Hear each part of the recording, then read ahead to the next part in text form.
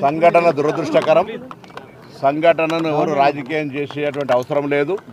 ప్రభుత్వం వెంటనే స్పందించి క్షతగాత్రులందరికీ మెరుగైన వైద్య సేవలు ఇప్పుడున్నటువంటి మహేందర్ రెడ్డి గారి హాస్పిటల్లో కాకుండా ఇంకా ఎక్కడికి అంటే అక్కడికి సూపర్ స్పెషాలిటీ హాస్పిటల్ కూడా పంపి ట్రీట్మెంట్ చేయడానికి ప్రభుత్వం నిర్ణయం చేసింది. అదేవిధంగా చనిపోయినటువంటి వాళ్లకు అందరికీ ఇక్కడనే పోస్ట్ మార్టం చేసి వాళ్ళ యొక్క బాడీస్ని వాళ్ళ కుటుంబ సభ్యులకు అందజేయడానికి నిర్ణయం తీసుకుంది. ఈ దుర్ఘటన ఈ సంఘటన మీద విచారణ కూడా ప్రభుత్వం ఆదేశించింది.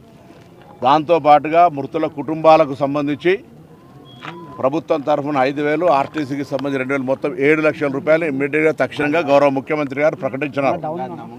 చికిత్స కొరకు గాయపడినటువంటి వాళ్ళందరికీ కూడా 2 లక్షల రూపాయల ఆర్థిక సహకారం అందజేయడం జరుగుతుంది. దీని తదుపరి కూడా కొంత ఇంకా పేదలు ఉంటే అక్కడ ఉండేటువంటి పరిస్థితులలో ప్రభుత్వం మాననీయ కోణం నుంచి పరిశీలన చేస్తే తప్ప ఎక్కడ కూడా ఎవరికి ఇబ్బంది కలిగే విధంగా ఉండదు. ఇందులో ఇది ఒక దుర్ఘటన.